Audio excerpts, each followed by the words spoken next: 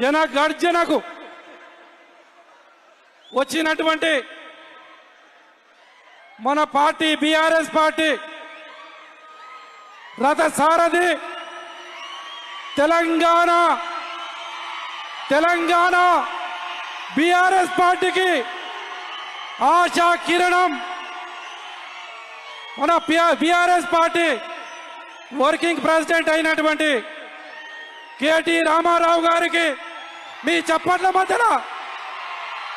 మధ్యలో స్వాగతం తెలియజేస్తూ, అదేవిధంగా వేదిక మీద ఉన్నటువంటి మాజీ మంత్రివర్యులు నిరంజన్ రెడ్డి గారు, లక్ష్మారెడ్డి గారు, శ్రీనివాస్ గౌడ్ గారు, మన పార్లమెంట్ నుంచి పోటీ చేసినటువంటి ఆర్ఎస్ ప్రవీణ్ కుమార్ గారు, అదేవిధంగా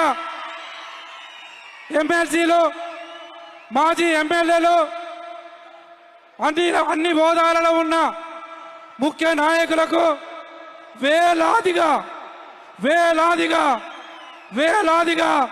తరలి వచ్చిన మా కుటుంబ సభ్యులందరికీ పేరు పేరున హృదయపూర్వకంగా నమస్కారం.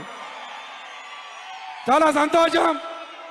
ఇవాళ పార్టీని వదిలేసి 10 సంవత్సరాలు పార్టీ పదవులు ఇస్తే పార్టీని కాదని, కార్యకర్తలను కాదని వదిలేసి అర్ధంతరంగా వెళ్ళిపోయినటువంటి ఒక నాయకుడికి, ఇగో నీవు పోయినావు, బీఆర్ఎస్ పార్టీ సైన్యం ఎవరు పోలే అచ్చబెట్టరా, పోయిందా ఏం పోయిందని, పార్టీ ఏం తక్కువ చేసిందని మీరు పోయినరు. ఇంత గొప్పగా మీకు పార్టీ ఆదరిస్తే పార్టీని కాదని వెళ్ళిపోతే మీ అందరి భరోసా కొరకు, మీ అందరికి మద్దతుగా మేమున్నామని చెప్పి ఇలా మీ అందరి కోసం మన యువ నాయకులు కేటీఆర్ గారు వచ్చారు. ఒక్క పిలుపుతోటి ఇంత పెద్ద మొత్తంలో వచ్చిన మీకు హృదయపూర్వకంగా శిరస్సు వంచి నమస్కారాలు తెలియజేస్తూ, ఇలా కాంగ్రెస్ 6 గ్యారంటీల పేరు మీద మోసం చేస్తూ మనను లోటు చేసింది. ఇప్పటి వరకు మహిళలకు ఇస్తున్నట్టు 2500 ఇప్పటికి ఇవ్వలే. ఇచ్చిందా? మరి కాంగ్రెస్ వాళ్ళు ఓటు అడగడానికి వస్తే మహిళలు ఏం చెప్పాలి? మాకు బాకీ ఉన్న 55,000 రూపాయలు తీసుకొని రా, అప్పుడు ఓటు అడగని కాంగ్రెస్ నాయకులను మీరు ఓడాలి. అదేవిధంగా వృద్ధులకు 44,000 బాకీ పడిండ్రు. కాంగ్రెస్ పార్టీ ఓటు అడగనికి వస్తే మా వృద్ధులందరూ మా 44,000 ఎక్కడ పోయినామని చెప్పి వాళ్ళని నిలదీయాల్సిన అవసరం మన మీద ఉంది.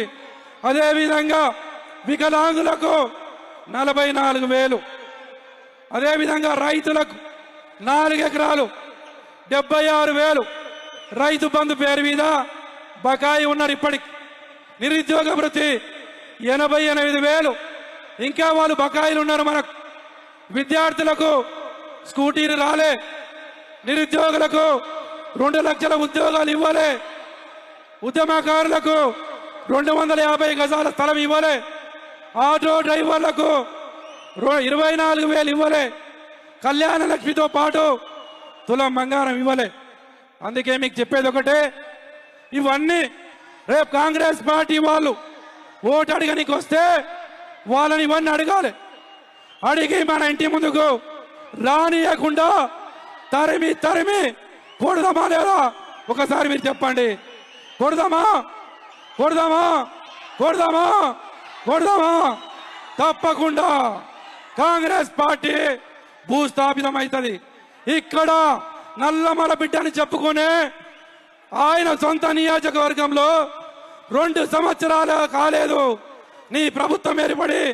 ఇక చూడు నీ ప్రభుత్వం మీద ఎంత వ్యతిరేకత ఉందో ఈ జనగర్జన సభలో మబలి ప్రజలను చూస్తే మీకు అర్థమైపోతుంది.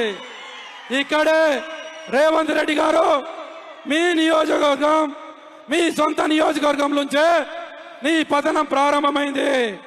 నల్లమల పులి బిడ్డ నల్లమలకు పంపించాల్సిందే. నల్లమల్ల పులిని ఎక్కడ పంపించాలి? నల్లమలలో వదిలేయాలి. వదిలేదమా వదిలేదమా వదిలేదమా సన్నద్ధమైన చేతులు లేపండి. ఇగో నీకు నూకలు చెల్లినాయి. ఇక నీవు హైదరాబాద్లో కాదు నల్లమల అడవులో ఉండాలి. నీవు హైదరాబాద్లో కాదు నల్లమల అడవులో పంపించడానికి ఇగో ఈ జనగర్జన అచ్చంపేట నుంచే కాంగ్రెస్ పార్టీ ప్రధానం ప్రారంభమైందని మీ అందరికీ చెప్పుకుంటూ చాలా ధన్యవాదాలు.